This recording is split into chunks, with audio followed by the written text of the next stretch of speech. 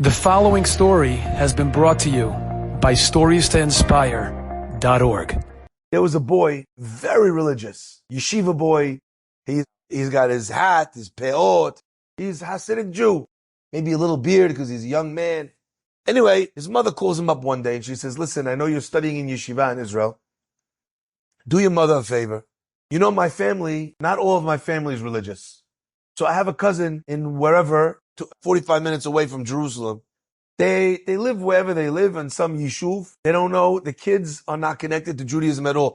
If you said Shema Yisrael, he would say what? Because you told him, listen, Israeli. That's how he would understand. He doesn't know the end of the pasuk. They don't know anything. They eat non-kosher, right? They work on Shabbat. They eat on Yom Kippur. For us, this is so weird because you think, even if you're not religious, there's certain things that you don't cross. But in Israel, person kind of goes in the other way. A lot of times it becomes religion. Today's Israeli society is really weaponized, one side against the other. It's not just that you do or you don't do. It's if you don't do, there's a hatred of the ones that do. It's a very strange scenario where we've got to, and we have a lot of work to do to really bring shalom, back. Anyway, and by the way, it's on both sides. These kids, religious kids, are being taught that these people are goyim. And these non-religious people are being taught that every religious guy is a parasite sucking on, on the lifeblood of the country, and getting welfare checks. This is how they're raised from the beginning with this animosity. My friends, that's the kind of family it was. She says, do me a favor. It's a person's job to be able to do what they can to show connection, love, even if we don't see eye to eye, even if we're not in the same place. No one else in the family is in the area. You happen to be in Israel there studying. Go to the wedding. Show your face. Show that you want to wish them well. It could be a big kiddush Hashem. Let them know that even though they're not like we are, we want to be there for them. We want to be at their happy occasion. We want to give them a hug. The boy says, okay, Ma, I don't really feel so comfortable going to this not religious wedding, non-kosher food, right? Crazy music, dancing, etc. How everyone's dressed. I don't feel, but if you ask me to go, I'll go. Boy goes to the wedding. And his mother says, buy the chatan a gift. Sorry, skipped it. Buy the chatan a gift. He says, what should I buy him? So the mother says, why don't you buy him a Orchot Tzadikim, a sefer. There's a famous book called Orchot Tzadikim, The Ways of the Righteous. Okay? He goes to the bookstore, picks up the book, gift wraps the book, goes to the wedding. He's very uncomfortable. Makes a beeline as soon as he gets there to the chatan kala. Mazal tov, congratulations. I'm your cousin from the other family, from Borough Park, whatever. He does the whole thing, says hello, big smile. So nice that you came. I can't believe you came. It's so nice. La la. He sits there for however long he can. And then when the time comes, Chatan and Kala come out after the chuppah, and everyone's in Israel, they line up and everyone shakes their hand. He comes and he brings his little gift of the Orchot Tzadikim wrap. Thank you so much, Alama. Didn't think much of it. That's it. Listen to his mother. Maybe 40 years later, he's sitting down at a bar mitzvah, a family simcha in Israel. All of a sudden, a man comes up to him, big Sadiq, long beard. You can tell the way he's walking, he's holding Gemara. Walks up to him and he says, how you doing? Mazal tov. Congratulations. He says, I'm sorry, do I know you?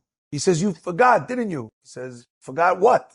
He says, you remember you came to my wedding? The guy almost fell off his chair. He's looking at some rabbi from who knows where.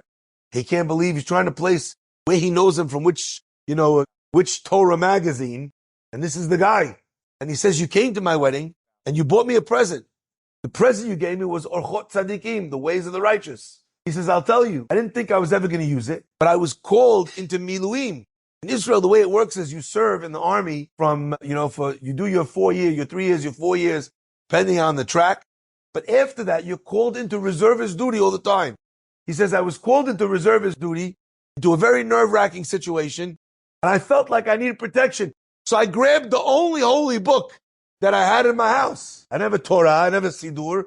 It was probably still in the gift wrapping, right? I grabbed the book that you gave me. I took it with me. And there I am sitting, on guard duty, whatever. And I opened the book and I'm reading. And the words of this book were so profound. They made such an impression on me. I came back from this tour of duty and I said to my wife, this is some amazing things. We should learn together. We studied the book until I know the book of Orchot Tzadikim by heart. It made us want to raise a Jewishly religious and aware and proud family. And we did. And my children have gone to yeshiva. My children are rabbis. And I became... The guy can't believe it. He calls his mother on the phone and he says, Ma, I bumped into this guy. Can't believe it. His mother's already very old by now. She says, yeah, 100%. She goes, you know why? And this is the point of the whole story. She says, you know why it made such an impact on his life? And the guy's like, I guess the words of Ochot Tzadikim are very impressive. She says, that's for sure true. She says, but I don't think that's why. They penetrated his heart and penetrated his soul and made such an impact on his life. When you went to that wedding, you didn't want to go. You felt very uncomfortable. You were the only guy, never mind in a hat and a beard and peot.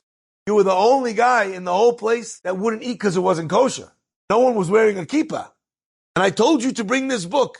That book was the product of a mitzvah, kibud avaim. It was a product of a mitzvah of honoring your parent in a way which was very uncomfortable.